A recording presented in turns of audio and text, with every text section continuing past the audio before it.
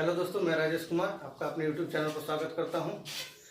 जैसा कि हमने कहा था कि हमारा पहला वीडियो ज्योग्राफी यानी कि भूगोल से संबंधित होगा, जिसमें हम भारत के भूगोल के बारे में पढ़ेंगे। इसमें भारत के परिचय के बारे में हम लोग सबसे पहले पढ़ते हैं। आखिर जो आज का इंडिया है, जो आज का भारत है, वो पहले किस अवस्था में थी? क्योंकि हम लोग जानते हैं कि आज से पृथ्वी का निर्माण करोड़ अरबों साल पहले हुआ है। हम लोगों ने सुना भी है कि जो पहले पृथ्वी थी उस पर जीवन नहीं था। तो जो इंडिया थी वो आज की अवस्था में कहाँ से आया है? जो हम लोग पढ़ते हैं कि इंडिया आज एशिया में है, तो क्या रियल में वो एशिया में था? इस पूरी स्थिति को हम लोग जानेंगे, जो बहुत ही हमने बोला था आपको कि जीरो से स्टार्ट करेंगे। तो ये आपका जीरो से स्टार्ट है इंडियन ज्योग्राफी। चलिए इसको समझते हैं हम लोग। यदि हम लोग 20 वर्ष पहले की बात करें, 20 करोड़ वर्ष पहले की बात करें, तो पूरा हमारा विश्व किस स्थिति में था?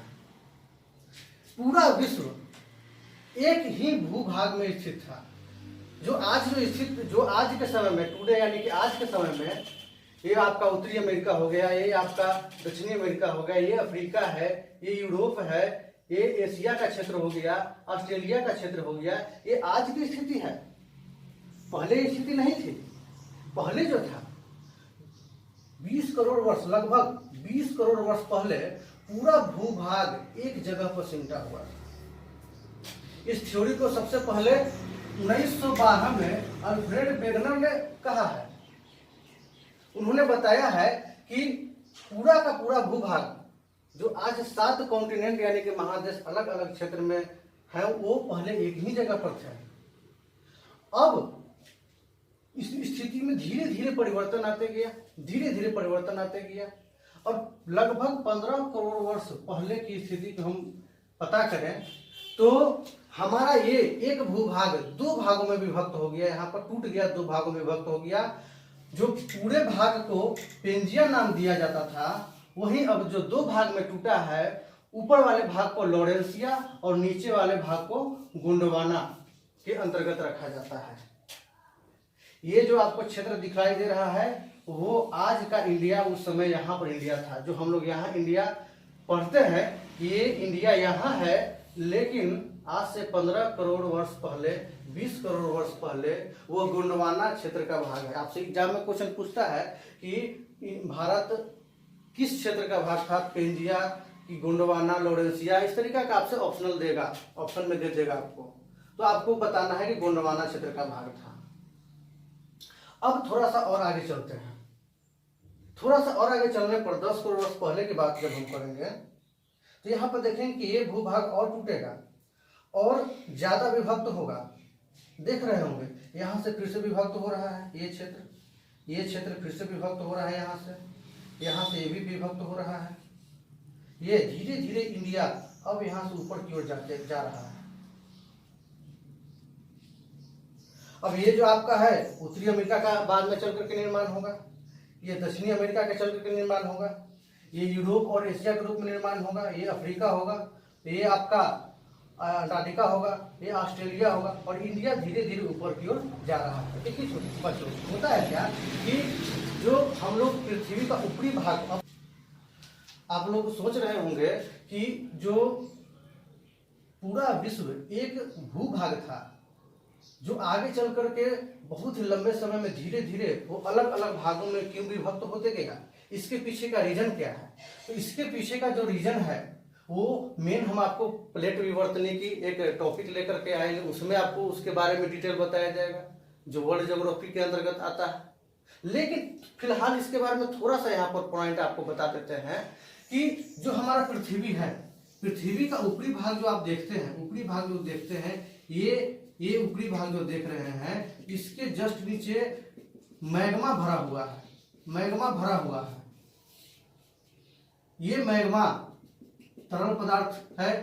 इस पर ऊपरी भाग जो तैरते रहता है। अब सोचिए कि कोई भी ये ठोस चीज है एकदम, और इसके पीछे तरल चीज है, इस पर ये तैर रहा है, तो यही तो है पूरा। अब इसके नीचे मैग्मा भरा हुआ है। अब ये तैर रहा है तो खिंचाव तो उत्पन्न होगा ही। अब खिंचाव उत्पन्न होगा तो ये टूटेगा बीच में से, तो टूटते टूटते हुए अलग अलग हो गया है। तो ये क्षेत्र इस तरफ की ओर भाग रहा है, ये क्षेत्र इस तरफ की ओर भाग रहा है, ये क्षेत्र इस तरफ की ओर भाग रहा है, ये क्षेत्र इस तरफ की ओर भाग रहा है। तो इस कारण से हाँ, ये काम होने में करोड़ों साल लाखों साल लग गए, लेकिन ये काम होते होते आज पूरा इस स्थिति में आया हुआ है। ऐसा नहीं है कि आज जो हम इस स्थिति में विश्व को देख रहे हैं वो इसी स्थिति में रहे। हो सकता है कि ये फिर से घूमते घूमते पीछे की ओर जाकर के एक दूसरे के साथ जुड़ जाए। ये बहुत बात की स्थिति है। ये देखिए, ये टॉपिक हम क्यों अभी जिक्र कर रहे हैं, क्योंकि जो हम लोग इंडिया के बारे में पढ़ने वाले हैं, तो सबसे पहले जान तो ले कि इंडिया आखिर शुरू से उसका फॉर्मेशन कहाँ हुआ था। क्योंकि ये फेमस क्वेश्चन है कि इंडिया किस क्षेत्र का भाग था, तो गोंडवाना लैंड का भाग था ये। अब इससे आपको यहाँ से समझना होगा गोंडवाना लैंड आखिर नीचे था तो इंडिया ऊपर कैसे आ गया। तो इस चीज को हम समझा रहे हैं। ये जो इंडियन प्लेट था, इंडियन प्लेट यहाँ से खसकते खसकते ऊपर जाने लगा, धीरे धीरे लाखों करोड़ वर्ष में पूरा हुआ और खसकते खसकते देखिए बच्चों यहाँ पर जाकर के मिल गया। अब यहाँ पर एक चीज और समझिए कि जो भूभाग यहाँ पर टूटा, टूटने के बाद यहाँ पर तो पूरा एकदम जल था, पूरा जल से भरा हुआ है, पूरा क्षेत्र एकदम जल से भरा हुआ है। ठीक है, जल से भरा हुआ है। तो जो क्षेत्र यहाँ पर टूटा, दो भागों में यहाँ पर टूट गया, तो टूटने के बाद इस जगह पर पानी जमा हो गया और इसे ही टेथिस सागर कहा जाता है। टेथिस सागर, इसे ही टेथिस सागर कहा जाता है। टेथिस सागर इसी को कहा जाता है। यहीं पर हिमालय का निर्माण होगा। जो हम लोग जब हिमालय का फॉर्मेशन यानी कि हिमालय के निर्माण का एक विशेष टॉपिक लेकर के आएंगे, वहाँ पर इस चीज़ को बहुत ही डिटेल में पढ़ेंगे। फिलहाल हम आपको ये बता रहे हैं कि देखिए किस तरीका से गोंडवाना लैंड का भाग था जो इंडिया, वो धीरे धीरे उस खसकते खसकते जाकर के ऊपर एशिया में टच कर गया और ये हमारा आज का वर्तमान भारत का निर्माण हुआ। यहीं पर हिमालय है, यहीं पर हिमालय है। तो बच्चों, इस चीज को यदि आपको पूरा समझ में आ गया है तो इस चीज से आगे हम लोग चलेंगे। यदि आपको समझने में कोई दिक्कत हुआ है, फिर से वीडियो को रिवाइंड करके देखिए, फिर से एक बार दो बार इसको देखिए, समझ में आपको आ जाएगा। चलिए दोस्तों, इससे जुड़े और कुछ पॉइंट को हम लोग देखते हैं।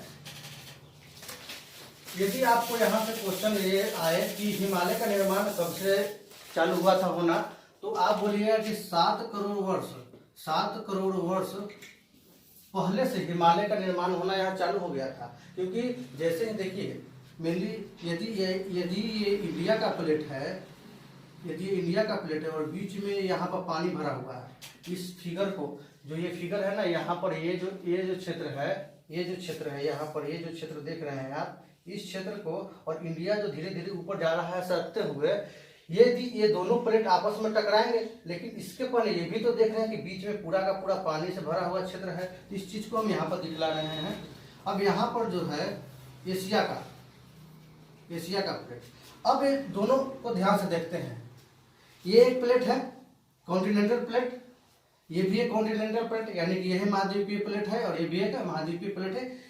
ये इंडिया इधर से सरक रहा है, ये इंडिया इधर से सरक रहा है, इधर से सरक रहा है, तो ये महासागरीय प्लेट है। देखिए, प्लेट विवर्तनिकी में आपको इस चीज के बारे में बहुत ही डिटेल में होगा, लेकिन फिलहाल हम आपको जो बता रहे हैं कि इंडिया जो पहले गोंडवाना लैंड का भाग था, वो आज यहाँ पर, जो पहले नीचे था, वो आज यहाँ पर कैसे चला गया, और जाने के बाद ही हिमालय का निर्माण हुआ है। क्योंकि इंडिया का प्लेट धीरे धीरे सरक रहा है। यहाँ से ये समुद्र टेथिस सागर, ये है टेथिस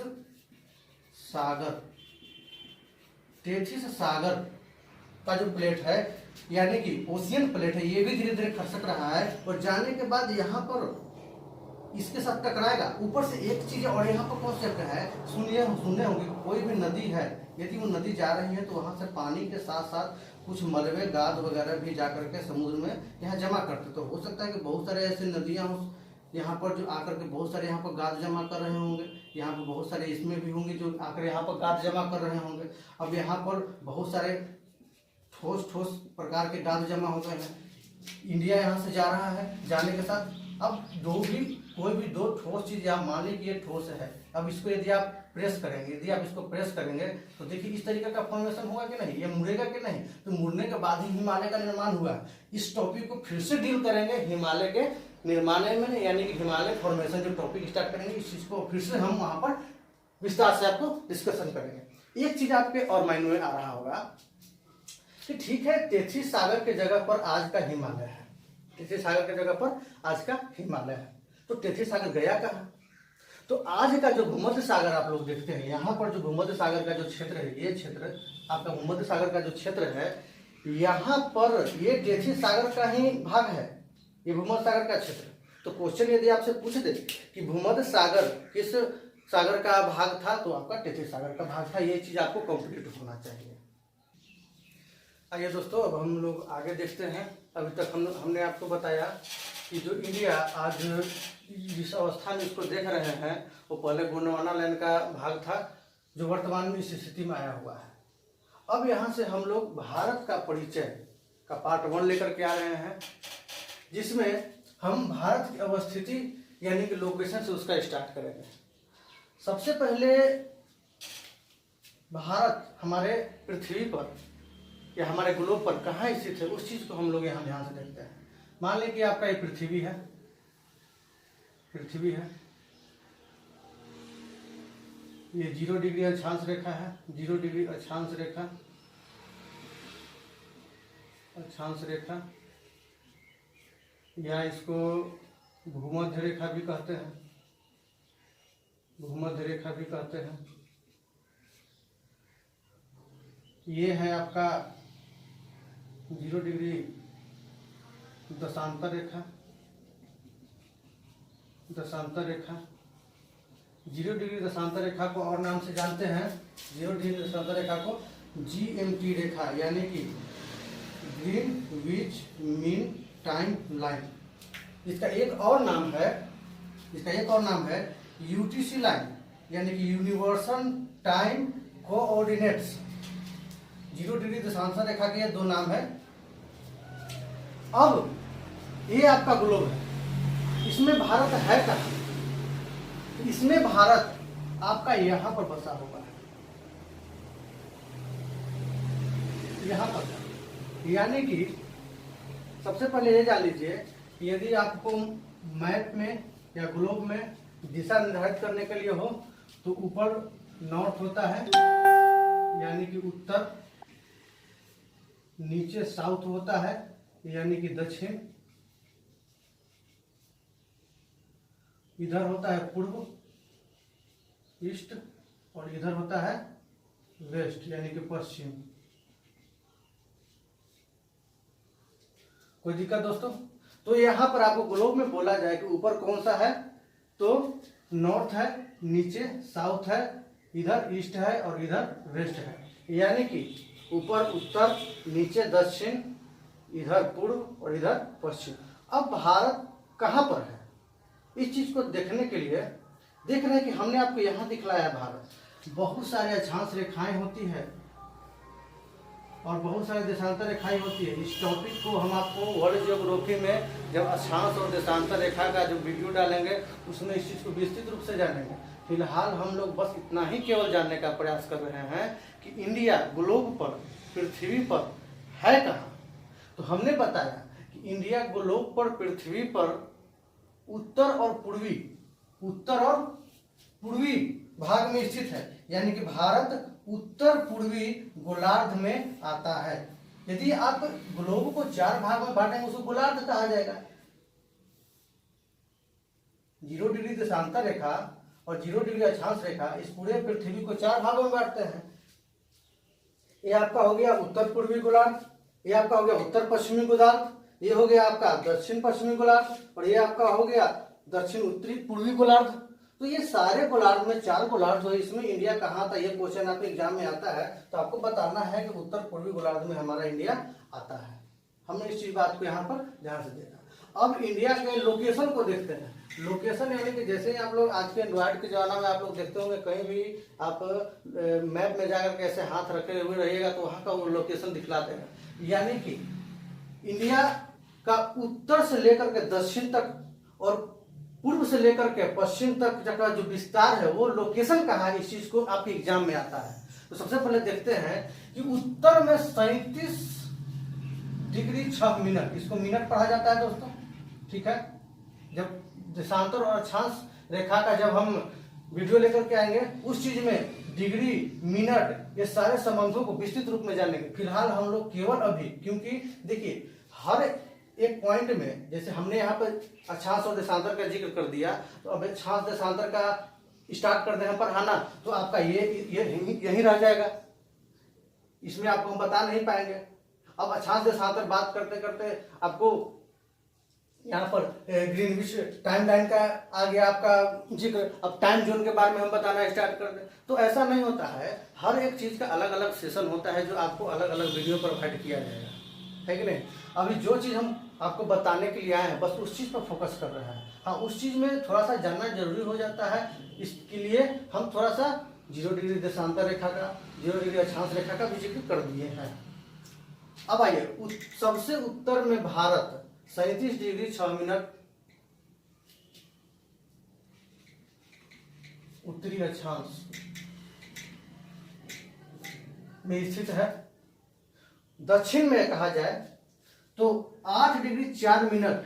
अब इसको दक्षिणी अक्षांश नहीं कहिएगा, यहां पर आप देख रहे हैं कि ये जो भारत है वो उत्तरी भाग में ही है, पूरा का पूरा उत्तरी भाग में ही है। कहने का मतलब ये भी कहलाएगा 0 डिग्री 8 मिनट उत्तरी अक्षांश।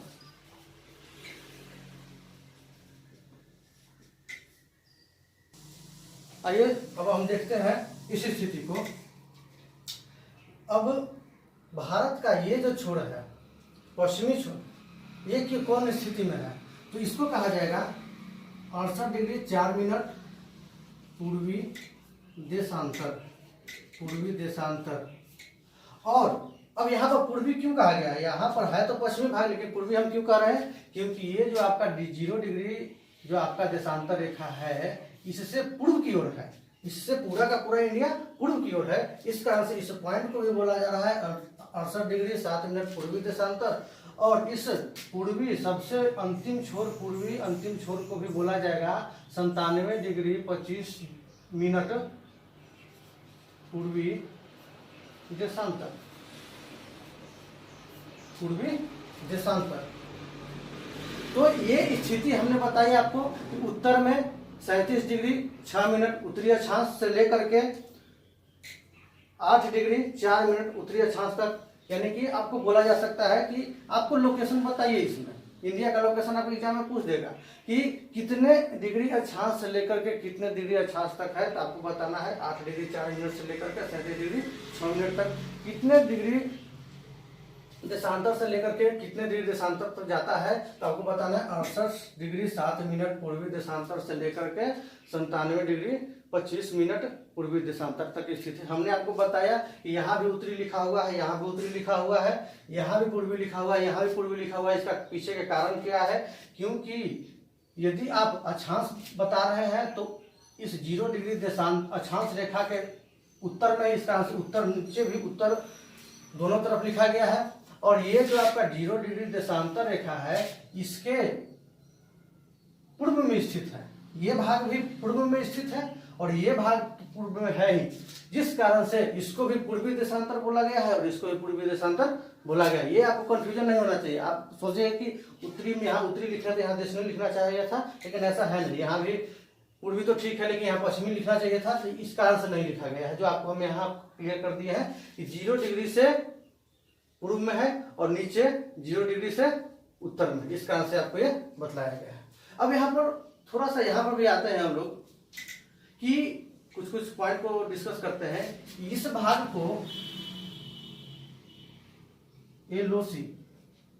LOC बोला गया है, यानी कि लाइन ऑफ कंट्रोल बोला गया है, जो भारत और पाकिस्तान के बीच सीमा रेखा को निर्धारित करता है। वहीं LAC यानी कि line of actual control, line of actual control, जो चीन, इस भाग पर, पूरा भाग पर चीन का अधिकार है और इस भाग पर पूरा पाकिस्तान का अधिकार है। इसको बोला था POK यानी कि पाकिस्तान ऑक्युपाइड कश्मीर।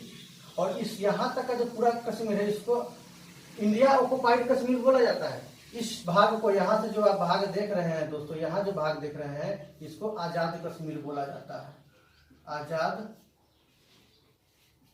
कश्मीर, इसको आजाद कश्मीर बोला जाता है। एक पॉइंट और आप देखिएगा कि सबसे जो हम अभी चर्चा करेंगे कि सबसे उत्तरतम बिंदु जो इंदिरा कौल है, ये क्या है, सबसे दक्षिणतम बिंदु कि मुख्य भूमि, ये आपका भारत का मुख्य भूमि है दोस्तों, क्योंकि अंडमान निकोबार और लक्षद्वीप भी भारत के भाग हैं, लेकिन मुख्य भूमि की यदि बात करेगी तो ये आपका मुख्य भूमि, इंडिया का मुख्य भूमि का भाग होता है। अब यदि आपसे पूछे कि भारत की लंबाई कितनी है, यानी कि उत्तर से लेकर के दक्षिण तक के बीच की दूरी कितनी है, तो आपको बोलना है कि 3214 किलोमीटर। और यदि आपसे पूछे कि पूर्व से लेकर के पश्चिम तक की दूरी कितनी है, तो 2933 किलोमीटर आपकी दूरी। ये बहुत ही इंपॉर्टेंट पॉइंट है, जो आपको ऐसा क्वेश्चन है जो आपके एग्जाम में आ जाए तो आपको छोड़ना नहीं है इसको, ठीक है। अब यहां से आपको बताने स्टार्ट करते हैं कि आखिर सबसे उत्तरतम बिंदु कौन सा है और उसके बारे में थोड़ा सा डिटेल। सबसे दक्षिणी बिंदु, भारत के मुख्य भूमि का दक्षिणी बिंदु और ओवरऑल भारत के मुख्य भूमि का दक्षिणी बिंदु। हाँ, एक पॉइंट हमने और आपको बताया है कि 8 डिग्री 4 मिनट जो है उत्तरी अक्षांश जो बता रहे हैं, ये भारत का मुख्य भूमि पूछे तब इसको देना है। यदि भारत का ओवरऑल पूछे कि सबसे दक्षिणतम बिंदु क्या है, या आपको पूछ दे कि भारत का देशांतरीय विस्तार, मुख्य भूमि का देशांतरीय विस्तार नहीं, पूरे भारत का देशांतरीय विस्तार पूछे, तो 6 डिग्री 4 मिनट उत्तरी अक्षांश बोलना है।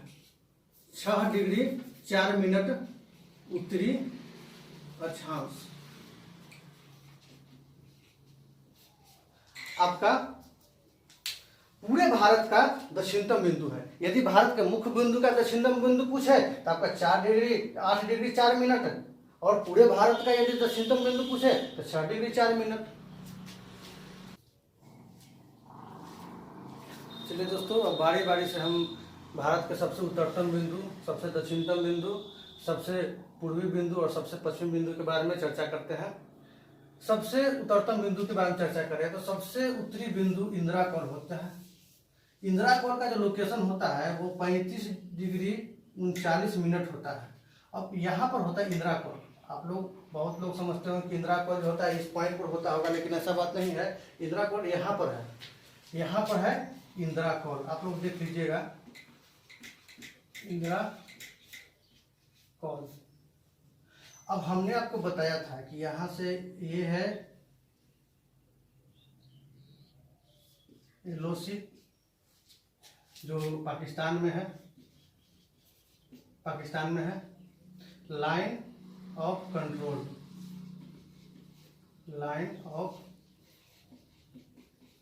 कंट्रोल बताया था। ये जो है आपका यहाँ से यहाँ के बाद एक लाइन यहाँ पर आता है, यहाँ पर एक लाइन है, लेकिन नहीं, ये बिंदु यहाँ पर है, यहाँ पर जम्मू कश्मीर यहाँ पर है, सॉरी इंदिरा कौल यहाँ पर है, इंदिरा कौल यहाँ पर है, और यहीं तक है लाइन ऑफ कंट्रोल, यहीं तक है। ये जो आपका भाग है, ये भाग हमने बताया था आज़ाद कश्मीर है, आज़ाद कश्मीर, ये आज़ाद कश्मीर का भाग है। ये जो पॉइंट है, ये पॉइंट यानी कि कहा जाए आपको कि एलओसी का सबसे उत्तरी छोर, ये पॉइंट, इसका नाम है NJ 9842। एलओसी का सबसे उत्तरी पॉइंट बिंदु को NJ 9842 के नाम से जाना जाता है। ये जो भाग है, ये अक्साई चीन के नाम से जाना जाता है, अक्साई चीन। इस पर अधिकार 1962 में चीन कर लिया था। इस पॉइंट को थोड़ा सा, ये भूभाग जो देख रहे हैं इसको 1963 में चीन को गिफ्ट कर दिया था पाकिस्तान ऑक्युपाइड, यानी पीओके का ये भाग था, लेकिन इसको 1963 में पाकिस्तान चीन को गिफ्ट कर दिया था। अब आगे चलते हैं। अब यहाँ पर ग्लेशियर है, यहाँ पर एक ग्लेशियर है बहुत ही इंपॉर्टेंट, सियाचिन ग्लेशियर, जिससे संबंधित एग्जाम में बहुत सारे क्वेश्चन आते हैं। हाँ, एक बात और बताएंगे, ये सियाचिन ग्लेशियर से पहले यहाँ पर देख लीजिए, इस लाइन को क्या कहेंगे, LAC, line of actual actual control, line of actual control. बाद में दोनों को यानी कि LOC को भी और NAC को भी सीज फायर रेखा यानी कि लाइन के नाम से बाद में जाना जाने लगा, LOC को भी और LSO को भी। अब आपसे पूछेगा कि LOC किसके किसके बीच में सीमा रेखा है, तो आपका POK और इंडिया के बीच में है, यानी पाकिस्तान और इंडिया के बीच में हो गया। LAC चीन और भारत की है, दोनों सब कश्मीर का है क्षेत्र, लेकिन ये पाकिस्तान के अधिकार क्षेत्र में है, ये चीन के अधिकार क्षेत्र में है। ये जो पहले पाकिस्तान के अधिकार क्षेत्र में था, अब उसको गिफ्ट कर दिया गया है चीन को। ये आपका बिंदु हो गया NJ 9842, इसको भी याद रखिएगा। इंदिरा कोल इस पॉइंट पर यहाँ पर जो रास्ता गया हुआ जहाँ सियाचिन ग्लेशियर यहीं पर स्थित है।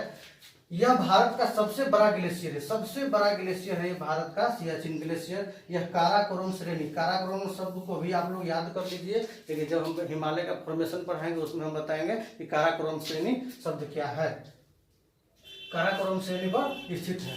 विश्व का सबसे ऊंचा युद्ध स्थल सियाचिन ग्लेशियर को माना जाता है। इसे विश्व का तीसरा ध्रुव भी कहा जाता है। क्वेश्चन पूछ देगा कि विश्व का तीसरा ध्रुव किसे कहा जाता है, तो बोलिएगा सियाचिन ग्लेशियर को कहा जाता है। तो ये पूरा जानकारी आपका भारत के उत्तरतम बिंदु से संबंधित हुआ। आपसे पूछेगा कि भारत का सबसे उत्तरतम बिंदु क्या है, तो इंदिरा कोल है।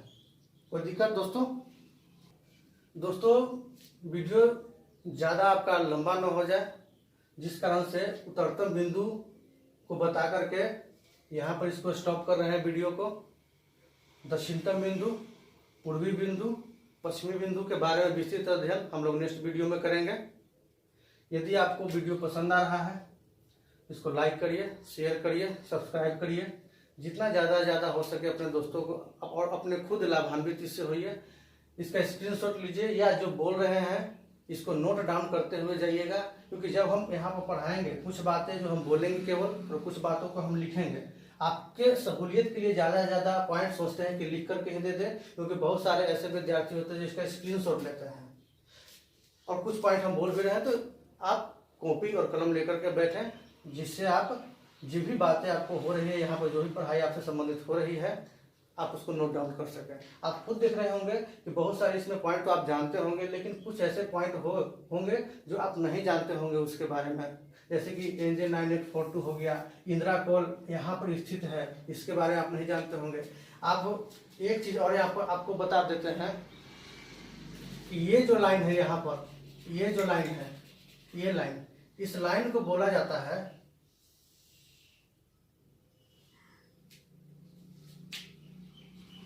AGPL। इस लाइन को क्या बोला जाता है? AGPL। AGPL यानी कि actual ground position line, actual ground position line, ये इसको बोला जाता है, इस लाइन को, ये जो है यहाँ पर। ठीक है, तो वीडियो को अंत तक देखिए, तब जाकर के पूरा आपको चीज समझ में आएगा, क्योंकि कौन सा पॉइंट हम कब आपको दे दें ये कोई ठीक नहीं है। इसलिए वीडियो को अंत तक देखिएगा। धन्यवाद।